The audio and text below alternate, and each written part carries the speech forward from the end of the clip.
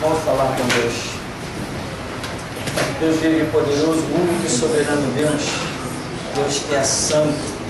Deus que não se curva a ninguém, nem a nenhuma lei. Deus que é soberano, reina acima de tudo e de todos. A tua soberania, Deus, é tão tremenda que tu não consegues, ó Deus, te limitar a nada. Por isso, Deus vive poderoso, nós damos graças nesta manhã, porque reconhecemos que foi o teu Espírito que aqui nos trouxe. Foi a tua graça que nos tem aqui permitido. E por isso, nesta manhã, o que nós te pedimos é, Deus, descortina os nossos olhos, abre o nosso entendimento, capacita-nos e ajuda-nos a sermos obreiros aprovados, que não tem do que se envergonhar e maneja bem a palavra da verdade. E palavra da verdade, ó Deus, somente a tua. Por isso, nesta manhã, nos capacita a compreender com exclusividade a tua verdade, que é para todos sempre. Por isso, nós te damos graças nesta manhã, em nome de Jesus. Amém.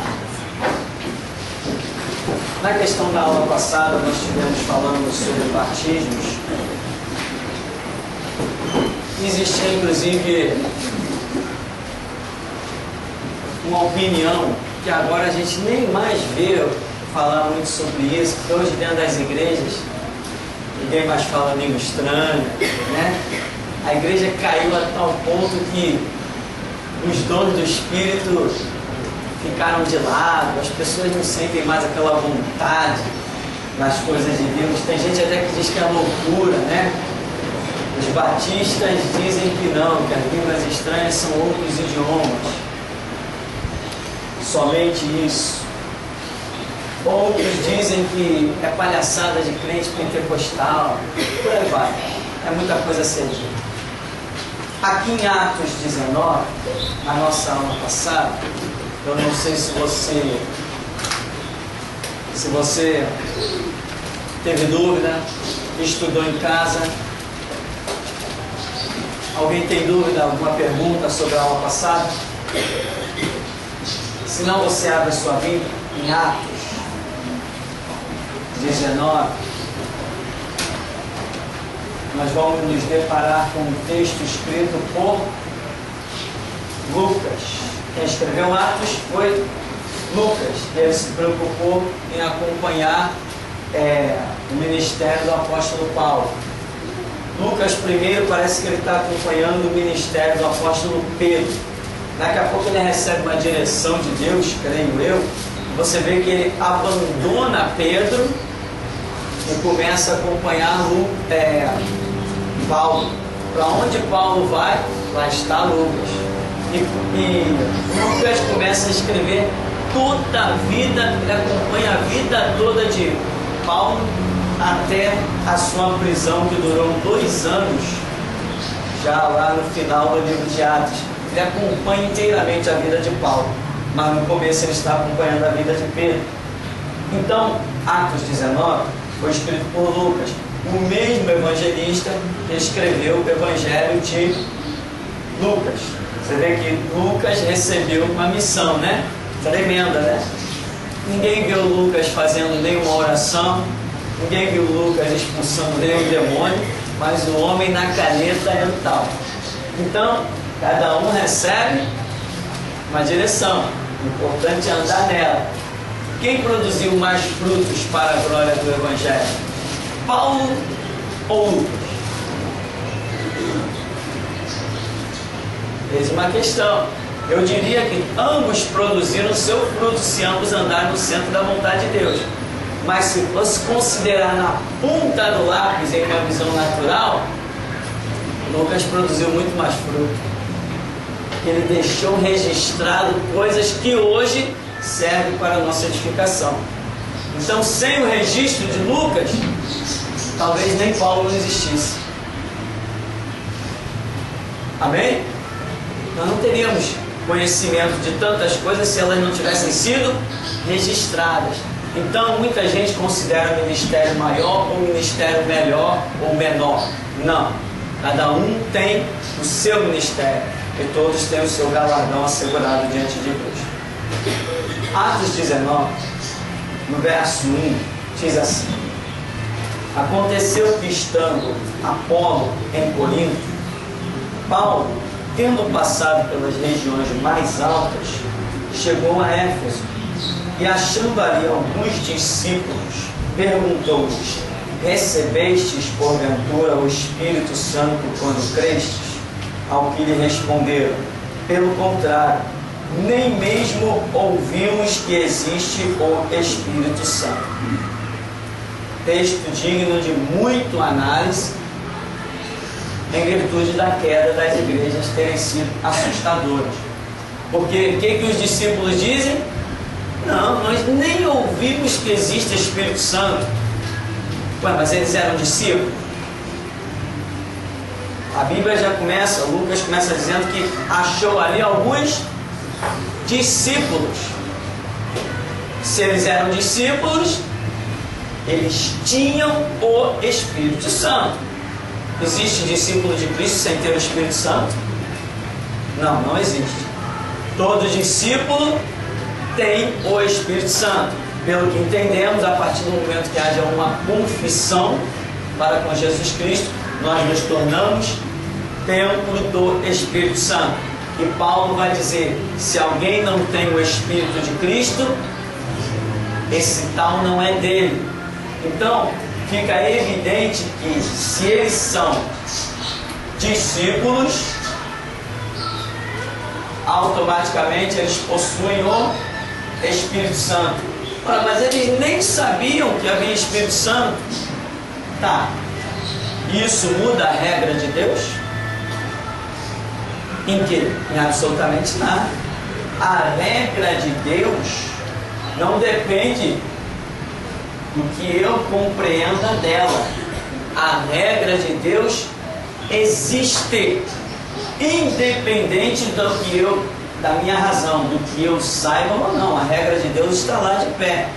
Então, se eles confessavam Cristo, e aqui o próprio Lucas o está reconhecendo como discípulos, então eles têm o Espírito Santo, sem dúvida. Tanto que eram reconhecidos naquele lugar. Quando Paulo chegou lá, eles foram apresentados como discípulos. Ora, se eram discípulos, se eram reconhecidos como discípulos, então tinham a fé cristã, tinham a confissão cristã, tinham um testemunho, pregavam na cidade. Eles eram reconhecidos como discípulos. Então você vê que, embora eles façam uma pergunta: nós nem sabemos que existe Espírito Santo, não muda nada. Muito antes de nós sabermos que existia Deus, Ele nos tinha livrado de muitas coisas, não tinha? Claro que tinha. Puxa, escapei como? Né? O Deus que eu não conheço me livrou, me deu mais uma chance. Isso não aconteceu na vida de, eu acho que de todos nós. Na minha aconteceu tantas vezes. Não aconteceu?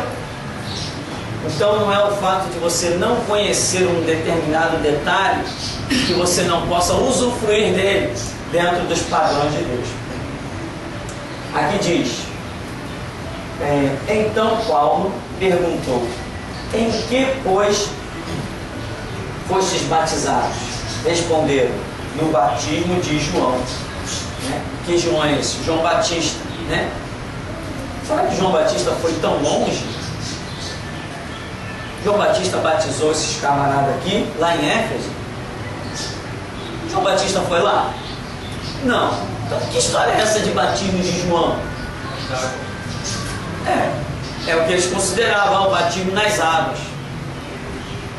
E hoje nós também batizamos nas águas. E é o batismo de João?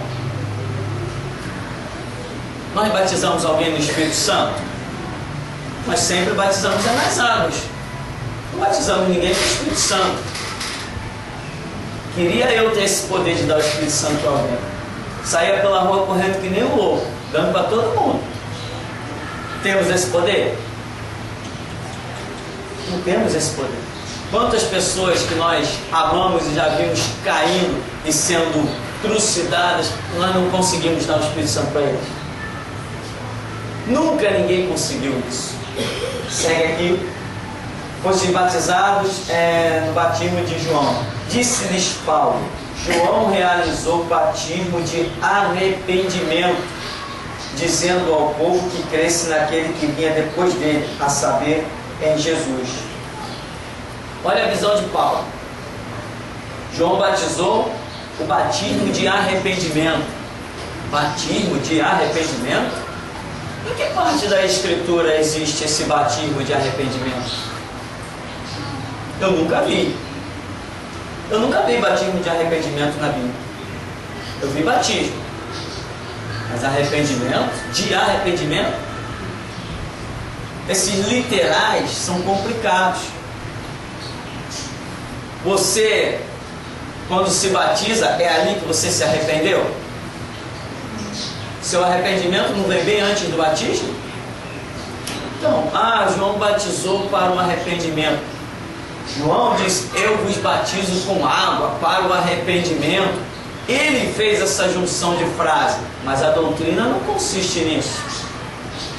Nesses detalhes muito caem, semelhante àquilo que aparece no final do livro de Marcos, né? Quem crer e for batizado será salvo. As pessoas não sabem discernir quando um escritor está colocando uma opinião, mas quando você examina a doutrina do Evangelho, você não vê coerência na opinião que foi posta ali do escritor. Mas as pessoas têm maneira de dizer, né? Lembra? Tudo que está na Bíblia é bíblico. Tudo que está na Bíblia é bíblico. Inclusive o diabo falando em Mateus 4. Tudo que está na Bíblia é bíblico. É bíblico? É bíblico o quê? Que o diabo está falando em Mateus 4. É bíblico. Então, essas ideias que as pessoas se prendem ao literal de um texto, sem observar o contexto geral da Escritura, a doutrina de Jesus Cristo, isso aí assassina muita gente. Não vê as igrejas por aí? Na Bíblia está escrito aqui, vós sois o sal da terra. Então, olha, no dia tal vem todo mundo aqui levar um saquinho de sal para casa. E por aí vai. Está aqui escrito, Jesus andou sobre as águas, está vendo? Então, vou te dar água ungida. Por quê? É o literal. A doutrina do Evangelho, a ideologia do Evangelho não está na questão. Seguindo aqui, eles, tendo ouvido isto, foram batizados em o nome do Senhor Jesus. Impondo-lhes Paulo as mãos, veio sobre eles o Espírito Santo, e tanto falavam em línguas como profetizavam. Eram ao todo uns 12 homens. Aqui então, ferrou, consumou a história, tá vendo? Paulo impôs as mãos, eles falavam em línguas e profetizavam, tá? Tô frito então, não tem mais Paulo para impor a mão sobre ninguém. Acabou-se a história. Aí você vai ouvir, não, lá no alto daquele morro, né? Com essa coisa historinha, tem um cara lá que impõe a mão e tu fala a língua e profetiza. É mesmo, é? Tadinho dele. Então, irmão, o que acontece aqui nessa história? A Bíblia mostra que achou ali discípulos. Se eles são considerados discípulos, nós vemos neles o quê? Uma confissão. Uma história da doutrina dentro deles. Eles têm um conhecimento limitado? Sim. Eles não sabiam nem que existia o Espírito Santo? Não sabiam. Agora, certos detalhes que faltam no seu conhecimento não bloqueia a sua atitude cristã, ou bloqueia? Mas nem pensar, mas não bloqueia mesmo. Antes que eu soubesse que existia Espírito Santo da maneira como eu sei hoje, sabia que existia o Espírito Santo, acreditava que ele estava dentro de mim, mas não conhecia a história de Sansão, que ele podia arrebentar as cadeias. Não conhecia a história de Pedro, que o anjo ia lá e soltava, mas eu servia a Deus, mesmo sem ter certos conhecimentos. Hoje você tem que entender isso. Você tem o conhecimento pleno de Deus? Não. Mas você serve a Deus? Serve. Dentro daquilo que você entende de Deus, Deus está operando na sua vida, mesmo que você não conheça certos detalhes. O que manda é a regra da Bíblia, a sua fé, que tem o básico aqui dentro, que você já é capaz de discernir e pode ir adiante.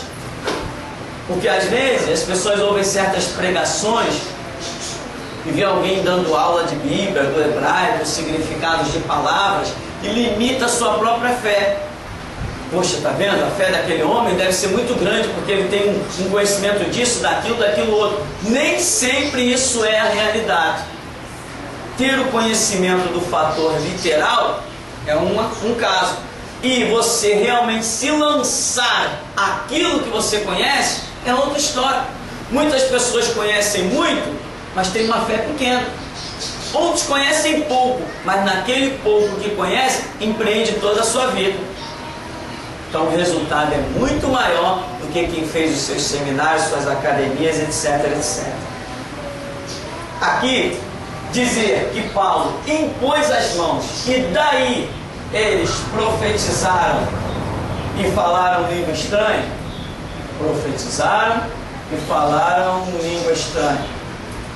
Quando Paulo impôs as mãos, veja bem, que o fato aconteceu, tudo bem, aconteceu, mas que o fato virou uma regra, não, nunca virou regra, nem nunca vai virar regra.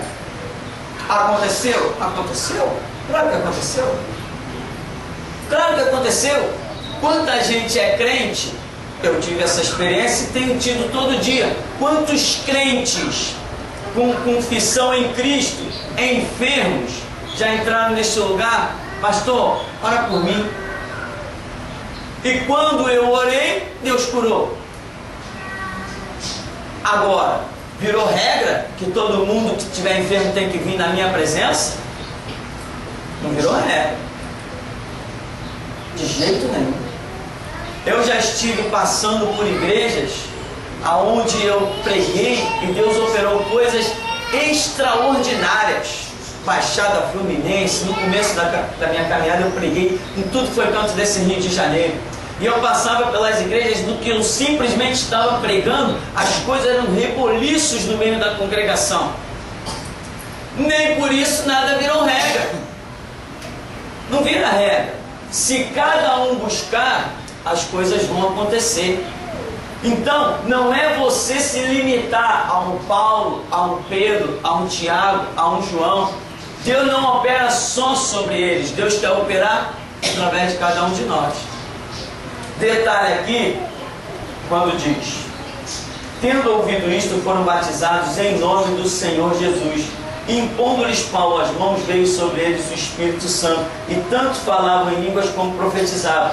Esse detalhe, naquela época, no começo da igreja, é importante porque você vai observar vários textos na Escritura que falam da mesma coisa. Por exemplo, quando Pedro foi até Cornélio, o curtidor, né? E Pedro está pregando para eles e diz que eles começaram a falar em línguas e profetizar. E muita gente toma aquilo como regra. Não é regra. Então nós vemos que muitas vezes Deus opera coisas, sim, na presença dos seus servos. Mas você tomar isso como regra e, pior de tudo, ainda criar essa regra vinculada a uma determinada pessoa, meu irmão, você cometeu um suicídio terrível. Você vai começar a ter uma vidinha sem sentido, vai ficar correndo atrás de profeta aqui, profeta ali, ungido aqui, ungido ali, e nunca vai ter a sua própria vida com Deus. E é isso que nós estamos querendo desmistificar nessa passagem. Nunca ninguém orou por mim e disse: recebei o Espírito Santo. Nunca ninguém orou por mim e disse: falar em língua estranha. Nunca houve nada disso. E no entanto, eu buscando meu Deus no meu cantinho, eu comecei a orar pelos enfermos, eu comecei a expulsar demônio, eu comecei a falar língua estranha, eu tive sonhos proféticos, eu cheguei a ter visões, eu fui arrebatado. Então, não tinha ninguém. Essas experiências eu tive a visão do teto aberto, o Espírito vindo de uma forma indefinida e penetrando, eu vi ele entrar dentro de mim, mas não tinha ninguém nem orando por mim, eu estava quietinho no meu canto. Então, essas coisas da Escritura que parecem regras, toma cuidado. Regra só pode ser aceita se vier dos lábios da doutrina de Jesus Cristo, confirmado na Escritura. Cuidado com regra. Aconteceu com Paulo. Se aconteceu com Paulo, não é regra. Jesus falou. Se Jesus falou, pode ser regra. É isso que nós temos batido nesta tecla, nesse ministério. Regra só dos lábios do dono da igreja, do fundador da igreja. Se não vem dos lábios de Cristo, não é regra. Quando foi que Jesus disse: imporão as mãos e o Espírito Santo será concedido? Faz parte da doutrina do Evangelho. Quando foi que Jesus disse: e colocarão as mãos e aí falarão língua estranha? Aonde que isso existiu? Nunca. Então, cuidado. E outra coisa, não esqueça que quem escreve a Bíblia são homens. Inspirados? Sim, como eu e você. Pelo Espírito Santo? Sim, pelo mesmo Espírito que nós servimos e temos. Então, admita, quando você estiver lendo a Bíblia, admita que você possa estar lendo erros ou má interpretações. Admita isso. A Bíblia é a infalível palavra de Deus, sim, quando é a palavra de Deus. Agora, em Mateus 4, por exemplo, não tem nada disso. É o registro inspirado por Deus e não o diabo falando, é a palavra de Deus, ou é? Lá em Jó, de onde vem Satanás? Eu venho de rodear a terra e passear por ela. Essa palavra foi inspirada pelo Espírito Santo? Palavra do diabo? O diabo em algum momento ele pode se tornar templo do Espírito Santo? Então, meu irmão, cuidado, né? Nessa parte dos batismos, cuidado com as regras. Eu não tenho muito ouvido falar nessas interpretações não, até mesmo porque as igrejas, os pastores hoje não têm nem mais coragem de abrir a Bíblia. Perderam até a coragem de abrir a Bíblia. Por quê? Porque eles estão vendo que estão abrindo a Bíblia e não tem nada para dizer. Perderam a coragem. Irmão, vamos fazer a campanha aqui. O Santo Cristo está cheio de faixa nas igrejas. Ali embaixo na Rua da América tem faixa. Aqui na Rua Santo Cristo tem faixa. É a campanha não sei de quê. Não sei o que do adolescente. A mulher ungida. É tudo faixa, acabou. Não tem mais Bíblia. Agora é só slogan, só palhaçada. As igrejas do Santo Cristo, tudo palhaçada. Tudo palhaçada. Investimento alto em música, eu estou vendo aí nos movimentos, e campanha para jovens, campanha para jovem daqui, campanha para jovem dali, e cadê o Espírito Santo? Cadê a palavra? Cadê a doutrina? Não tem nada disso, é só campanha. Então, para concluirmos isso e seguirmos adiante na nossa apostila, disse aqui no verso 4, disse-lhes Paulo: João realizou o batismo de arrependimento, dizendo ao povo que cresce naquele que vinha depois dele, a saber, em Jesus. Alguém passou pela cidade de Éfeso e, achando como discípulo, batizou essas pessoas aqui, porque João não foi a Éfeso. A Bíblia demonstra a vida de João em termos que não chega a Éfeso. Então alguém batizado por João saiu pregando, esses camaradas creram e batizou-os também e disse que era o batismo de João. E eles ficaram com aquilo na mente, na memória, e para eles eram apenas batizados no batismo de João. E o papo de ser batizado no Espírito Santo já é coisa que entrou erroneamente na cabeça dos membros da igreja há muito tempo. Você vê essa doutrina há muito tempo nisso. Quando nós lemos alguns livros de história, nós já vemos essa divisão. Eu tive um professor de hebraico no seminário, que ele passou um sufoco terrível em uma igreja presbiteriana. Eles acreditavam que a pessoa que cresce em Jesus seria batizada nas águas, e no mesmo momento em que fosse batizada nas águas, seria também batizada no Espírito Santo. O camarada ficou 2 horas de molho dentro da piscina. Por quê? Batizaram aí nas águas, falou assim, amém, foi batizado nas águas, agora vai ser batizado no Espírito Santo. e começaram a impor as mãos sobre ele, pastor, presbítero, sei lá o que, e imitando lá uma língua estranha, e falando, e achavam que, para completar a desgraça, o sinal de alguém batizado no Espírito Santo seria também falar em línguas. Então estava determinado que enquanto ele não falasse em língua estranha, daquela piscina ele não saía. Eles acreditavam nessa regra. E o professor falou que depois ele fez o quê? Teve que pedir perdão. Porque uma hora, então os caras lá seguram a cabeça dele e aquela agonia, 1h30 de ideia, falou, depois de 2 horas eu não aguentava mais aquele negócio. O primeiro que estava falando uma língua aqui perto do meu ouvido, aquele zum, eu comecei a imitar aquilo ali para me livrar daquela situação. Um erro chama outro, um abismo chama outro. Aí resultado, imitou uma língua lá, aí alguém disse, pronto, foi batizado no Espírito Santo. Entra o próximo. Misericórdia. Então, meu irmão, cuidado com regras que não tenham saído pelos lábios de Jesus. Muito cuidado. Daqui a pouco, você está aí, sei lá, né? Pode ser que você de repente se ir para uma outra igreja. Cuidado. Toma muito cuidado. O que tem de regra pelas igrejas, pastor cria regra, Paulo cria regra dentro das igrejas, Tiago cria regra, Pedro está criando regra dentro das igrejas. Não, igreja verdadeira, evangelho genuíno, só aceita a regra de um, Jesus Cristo. Agora, cada um vai em frente, segue, caminha na fé que alcançou. Amém? Alguma pergunta aí? Alguém quer ser batizado?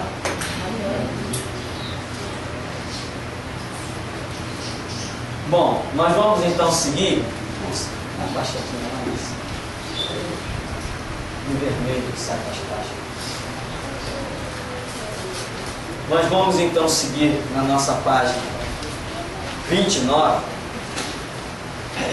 Tem um assunto que é um assunto de momento para nós, que fala da segunda vinda de Jesus, enquanto que os judeus estão aguardando a primeira de um Messias que eles não sabem que é Jesus. E nós já estamos aguardando o retorno de Cristo a este mundo pela segunda vez. Nós aguardando de que maneira? Sabemos que Ele virá, pisará. Nós, igreja, não veremos, pelo menos daqui da terra, não veremos Jesus pisar no Monte das Oliveiras, a menos que tenhamos fracassado, não sejamos arrebatados. Se estivermos no prumo da palavra, seremos arrebatados, não veremos Ele vindo, mas eu até creio que veremos Ele e estaremos seguindo junto com Ele. É uma questão muito discutida, mas eu creio. Então, diz aqui, escatologia, a segunda vinda de Cristo, né? A palavra escatologia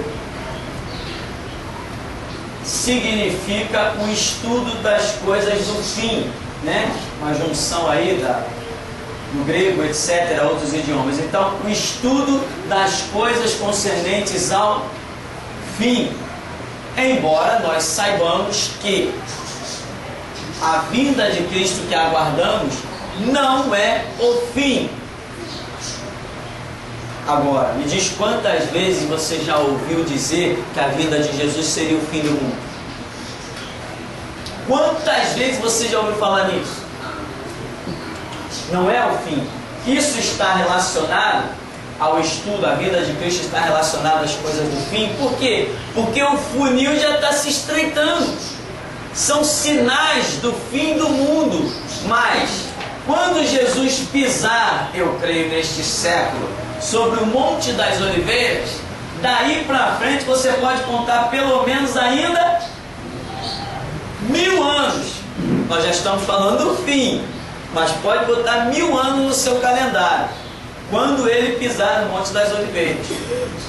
O arrebatamento da igreja é algo que vai se dar um pouquinho antes, amém?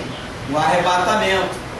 Então, a igreja será arrebatada, Israel vai se ver na terceira guerra mundial, que nós chamamos de guerra do Armagedon.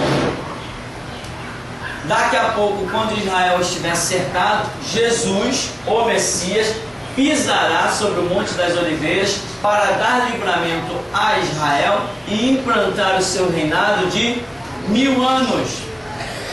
Sendo que, não esqueça, antes que Jesus desça sobre o Monte das Oliveiras e livre Israel, Israel vai passar por horrores que você pode aí acreditar que serão horrores piores do que o Holocausto, que é tão falado, tão divulgado, tanta polêmica. Horrores piores Israel vai estar passando quando Jesus vier finalmente dar livramento a Israel e implantar o seu reinado milenar com sede em Jerusalém. A sede será lá. E eu creio que a igreja, não sei quantos ou se todos, mas eu creio que a igreja, nem que seja uma parte ou alguns escolhidos, retornarão para esse reinado com Cristo, porque Israel não terá condição de estar de imediato pregando o Evangelho aos 4 cantos. Vai ter que ter um tempo para que eles aprendam aquilo tudo que eles negaram durante gerações e gerações. Então, a segunda vinda de Cristo, nós costumamos dividi-la em 2 etapas,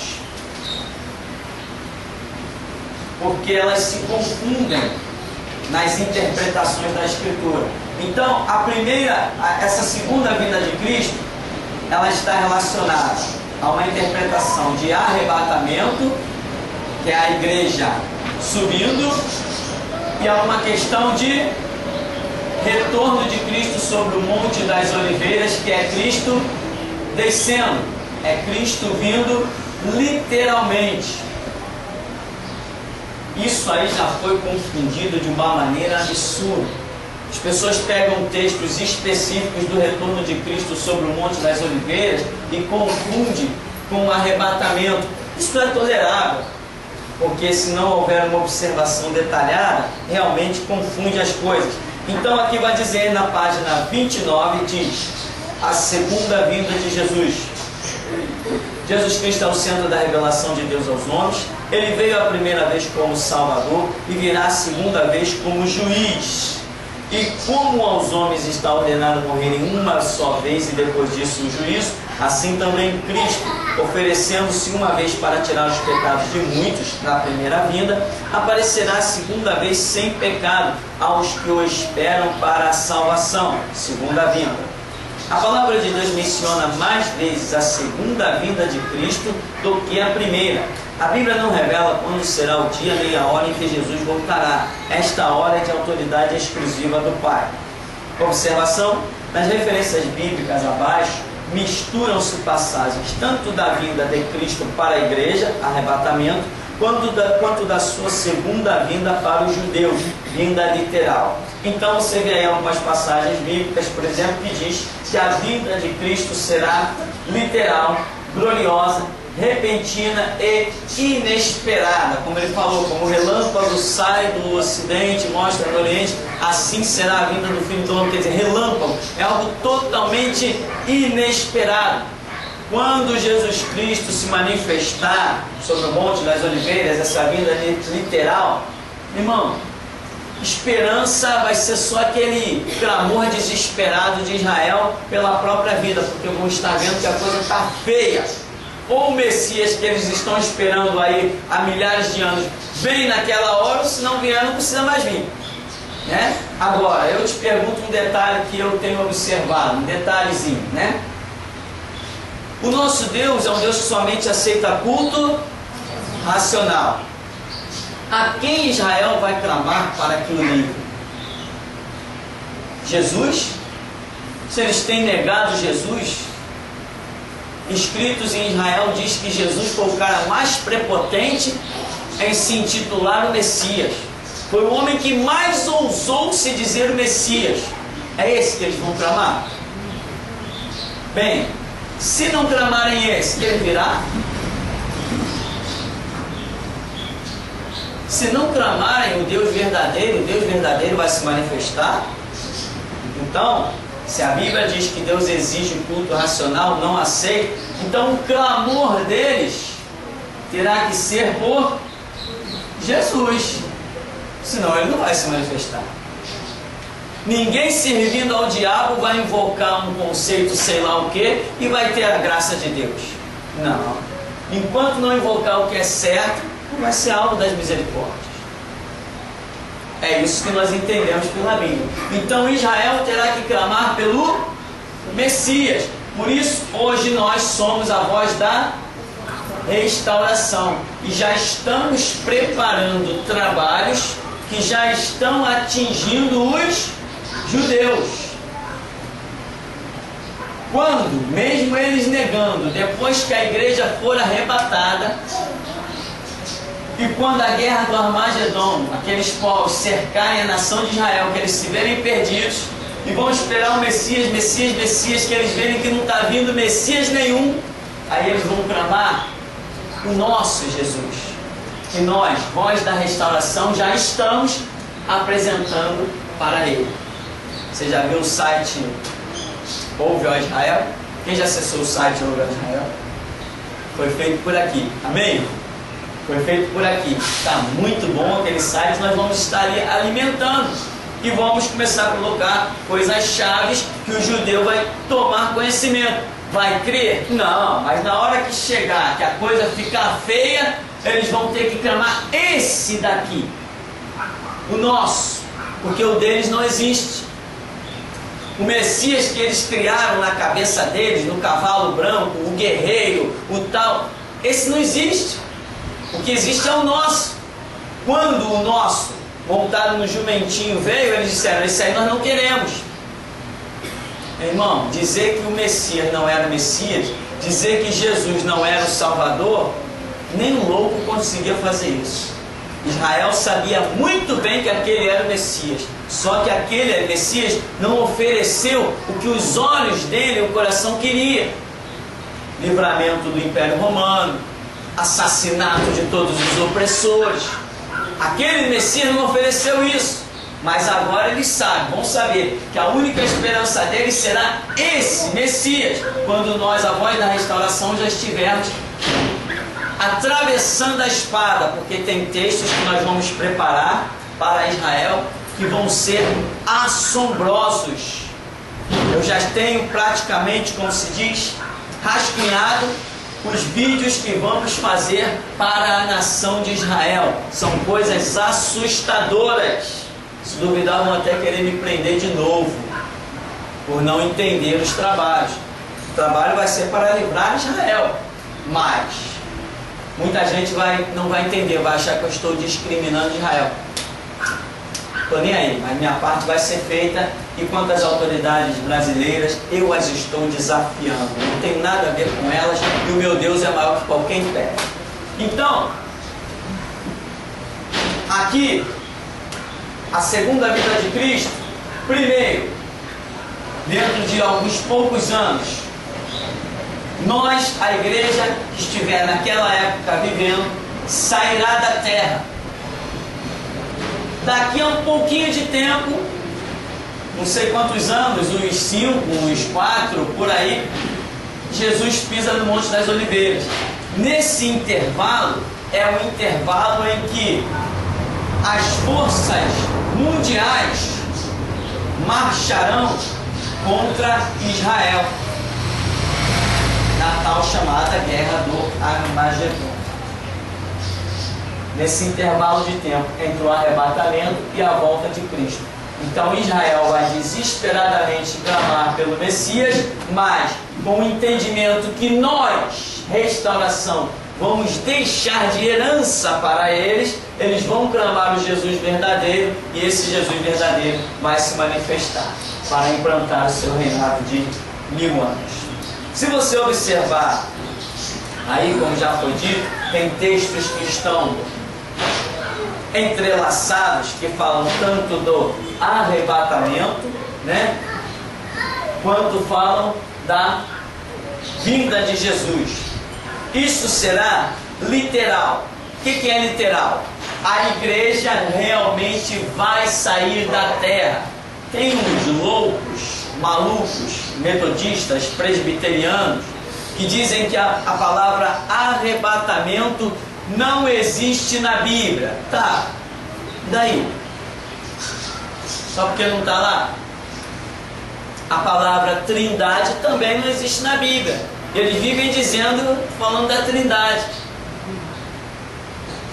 A palavra triuno também não existe na Bíblia. E nos seminários metodistas e presbiterianos se ensina que Deus é triuno. Ora, mas essa palavra não existe na Bíblia. Eu nunca vi na Bíblia. Alguém já viu a palavra trindade ou triuno? Eu nunca vi. Então o fato de uma palavra não existir dentro de um contexto não significa que o fato não existirá.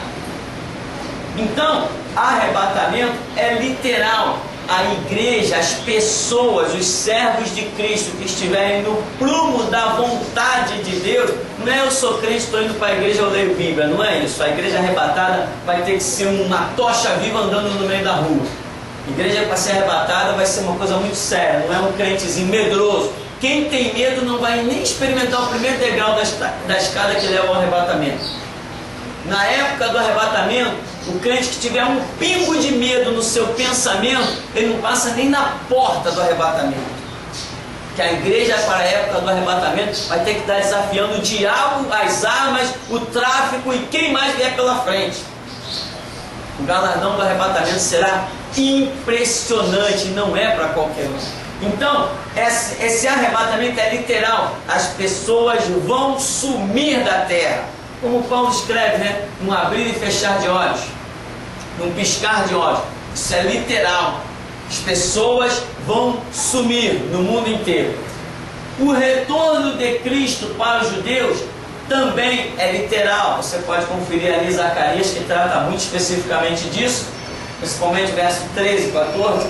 Zacarias fala: ele vai pisar sobre o monte das oliveiras. Nós podemos credibilizar isso? Se até aqui todas as profecias têm se cumprido, por que vamos descredibilizar essa? Porque ela parece mais espantosa? Espantoso para mim é que Deus tenha amado o mundo de tal maneira que tenha dado seu Filho unigênito. Isso é que dá um nó na minha mente. O resto, meu irmão, o resto é fácil. Então, a segunda vinda também será gloriosa, ou seja, é um impacto de glória tão violento que quem estiver com ele está, e quem não estiver, meu irmão, está frito. Que a Bíblia diz que quando Jesus se manifestar no Monte das Oliveiras, o que vai acontecer? A carne dos inimigos que estiverem contra Israel vai apodrecer com o resplendor da glória dele. E o sangue vai chegar ao freio dos cavalos e demorará 7 anos, não é isso? Para sepultar todos os mortos. Já pensou que é 7 anos só sepultando cadáver? Você tem ideia do que é isso? É muita gente morta. Como? Com o resplendor da glória de Deus. Jesus não vai usar a espada para matar ninguém. Ele só vai deixar resplandecer a glória dele. Vai rachar o Monte das Oliveiras e os inimigos serão abatidos. Será repentina. O que é algo repentino? É algo totalmente, como diz a passagem seguinte, será inesperada. É algo que ninguém está aguardando. O mundo vai estar aguardando Jesus voltar? Não. Aqueles que estavam com esse conhecimento já foram embora, já foram no arrebatamento. Então vai ser uma surpresa muito tremenda, impactante. Vai ser, os canais de televisão vão se voltar tudo para lá. O poder será terrível. Exércitos de todas as nações, o maior exército do mundo, da China, da Coreia, aqueles exércitos imensos, tudo abatido, só cadáver no vale do Armagedon e adjacência. Por quê? Porque aquele cara lá se manifestou no Monte das Oliveiras. Olha lá, o mundo todo viu. Olha os cadáveres. 7 anos para sepultar mortos. Aí quando nós descermos com ele, que formos espalhados nas nações, haverá uma marca em nós. Quando nós dissermos, assim não, sim senhor, é o que vão dizer pra gente. Sabe aquele lá? Estou com ele, olha a marca. Amém? Nós teremos marcas poderosas. Nós teremos marcas poderosas que vão nos identificar como membros do reinado de Cristo, como administradores. Isso na cabeça de muita gente, meu irmão, É historinha de Branca de Neve, mas aguarde. Então, será algo repentino, impactante, sobrenatural, e a Globo ainda vai estar de pé para filmar, a Record vai estar todo mundo aí, o povo da Universal aí vai estar todo aí para ver. Edir Macedo, se estiver vivo, sei lá, com uns 200 anos, ele também vai ver, porque no arrebatamento ele não vai, né? R.R. Soares, com toda a sua igreja, vai ver. Depois a gente entra com chicote nas igrejas dele. Então, essa turma toda, Miguel Ângelo, né? Tomara que ele viva uns 200 anos para ele ver o retorno de Cristo aí. Então, todo mundo vai ver. A coisa vai ser impactante. O mundo vai sofrer um abalo totalmente sobrenatural, repentino, inesperado. Vai todo mundo ficar desequilibrado. E nós desceremos com Cristo. Desceremos com Cristo, tá? Não esquece não, nós desceremos com Cristo. A coisa é literal. E reinaremos com Ele durante 1000 anos, como se cumprirá a palavra de Apocalipse, né? Os que têm parte na primeira ressurreição, né? Vivem e reinam com Cristo durante 1000 anos. 1000 anos compreende um tempo limitado. São 1000 anos, mas é limitado. Então, se é limitado, está se referindo à terra e não ao céu. Tudo que você vê na Bíblia definindo um tempo limitado, aquela referência é para a terra e não para o céu. Porque quando se trata de eternidade, as coisas são consumadas eternamente. As bodas do Cordeiro. As bodas do Cordeiro não são passageiras não, são eternas. Os que cantam o cântico de Moisés no Monte Sião, é eterno.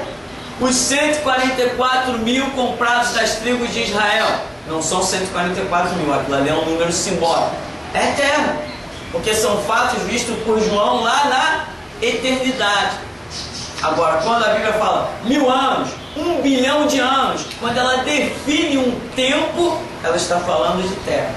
Portanto, a vinda de Jesus não é a destruição do mundo, né? Lembra? O mundo vai acabar no ano 2000. Eu falei assim, é mesmo, né? Venda suas propriedades para mim. Eu fazer que nem José no Egito. Estou comprando tudo. Se alguém quiser vender, né? Compra limousine, compra o carro. Eu acho que o mundo vai acabar daqui a pouco. 2012 tem uma profecia, né?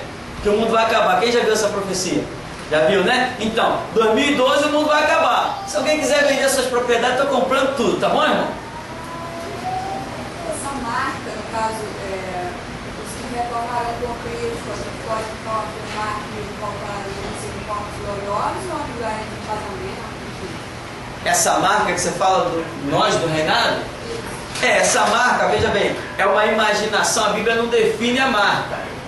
Mas veja bem, hoje nós temos uma marca. Nós temos uma marca. E essa marca, ela é vista claramente no reino espiritual. Agora, nós temos outra marca que sofre um impacto no mundo natural. Quando abrimos a boca, o Espírito Santo está falando por nós. Não tem traficante, não tem vagabundo, não tem revólver, não tem ninguém. Quando o Espírito Santo move e nos dá a palavra, neutraliza qualquer um, fica todo mundo de boca aberta chorando na nossa frente. Isso é uma marca, um tipo de marca. Agora, que marca haverá no milênio? Uma coisa eu sei, que essa unção poderosa do derramar do Espírito Santo nas nossas vidas, já é uma que vai existir. Então não me prendo a uma marca literal, ou melhor, visível. Uma marca visível. Todo mundo viu, lá, aquele cara tem um chapéu, ou sei lá o que. Não vou me prender a isso, por quê? Porque a Bíblia não fala disso. Agora, a Bíblia demonstra uma unção tremenda sobre a vida de pessoas que fizeram calar reis. Né? Lembra do rei Agripa? Paulo, por pouco tu me persuades a me tornar um cristão? Porque sentiu o impacto da palavra do homem. Quer fazer um cristão?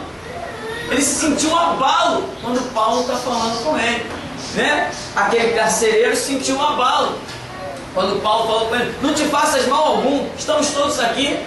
Olha, aquele terremoto foi um sinal de Deus na vida de Paulo, que abalou tudo. Então existem muitas maneiras de se manifestar sinais.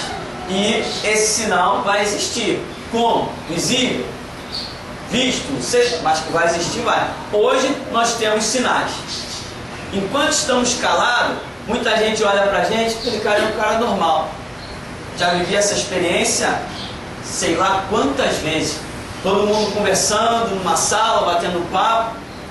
Eu estou lá na minha. Daqui a pouco abre uma brecha, o Espírito Santo dá a palavra, quando a gente abre a boca, cala todo mundo, você vira o centro das atenções. É um sinal poderoso. Agora, eu creio que a coisa do milênio vai ser muito além disso. Vamos dar uma paradinha para a gente beber uma vinha e daqui a pouco a gente volta.